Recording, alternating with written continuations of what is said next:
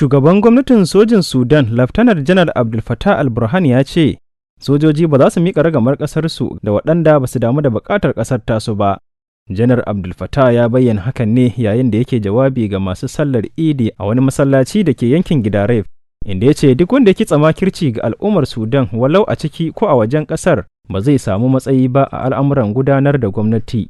Shugaban mulkin sojin ya ƙara da cewa waɗanda suka yi tsayin daka domin tumɓuke zalunci da kuma kare haƙƙoƙin 'yan ƙasa su ne kawai za su samu damar gudanar da ƙasar kamar yadda kafar watsa labaran ƙasar ta rawaito. Ana dai sa ran cewa za a ci gaba da tattaunawa tsakanin gwamnatin soji da dakarun RSF nan gaba kaɗan a birnin Jidda na Saudi Arabia wanda Qatar ke shiga tsakani.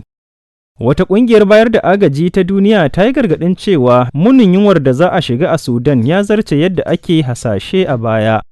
Wata ƙungiyar likitoci ta ce ta duba lafiyar dubban ƙananan yara da mata a sansanin 'yan gudun hijira da ke kudancin Darfur, kuma ta gano cewa ɗaya cikin uku na jimillarsu na fama ne da tsananin yunwa. At least one child dies every 2 hours in the Zamzam camp for displaced people. Wakilar BBC ta ce a kowace awa biyu yaro guda yana mutuwa a sansanin Zamzam, kamar yadda IMF ta bayyana.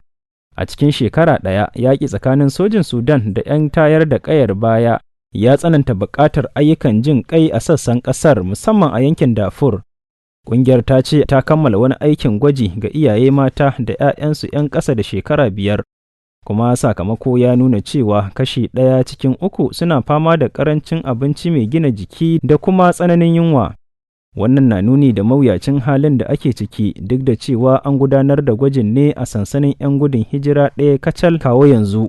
Wani jami'in agajin gaggawa da ke aiki a yankin ya shaida wa manema labarai yanayin da ƙananan yaran suke ciki a sauran sassa, kuma hotunan da aka bayyana suna da munin gaske don kuwa sun zarce waɗanda aka gani a baya.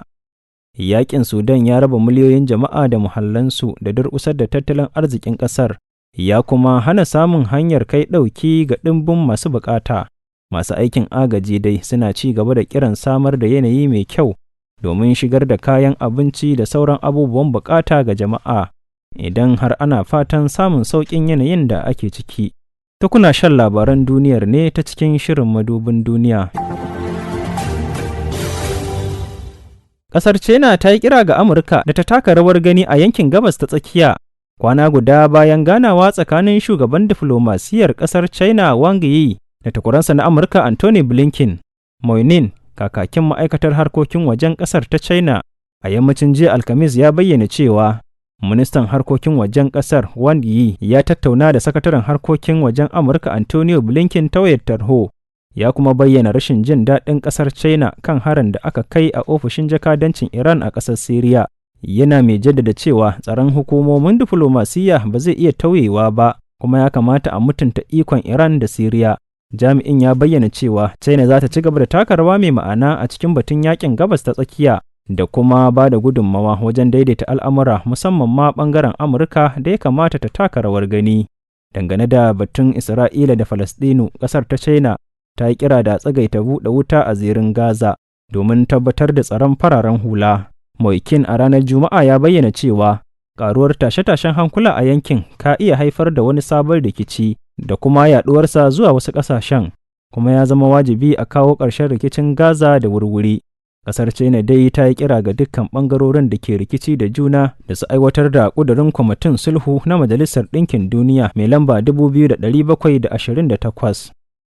Gwamnatin riƙon ƙwarya ta jamhuriyar Nijar ta sanar da isowar wasu makamai da na'urorin kare sararin samaniya da ta ce sun shigo ne albarkacin hulɗar ayyukan sojan da ke tsakanin Nijar da Rasha. Tashar talabijin ta RTN mallakin gwamnati ta gwada wani jirgi da ta ayyana a matsayin wanda ke ɗauke da lodin makamai da suka iso birnin Yamai tare da sojojin Rasha kimanin 100 da suka yi aikin girka waɗannan makamai su kuma baiwa takwarorinsu na ƙasar horo akan yadda za su yi amfani da su.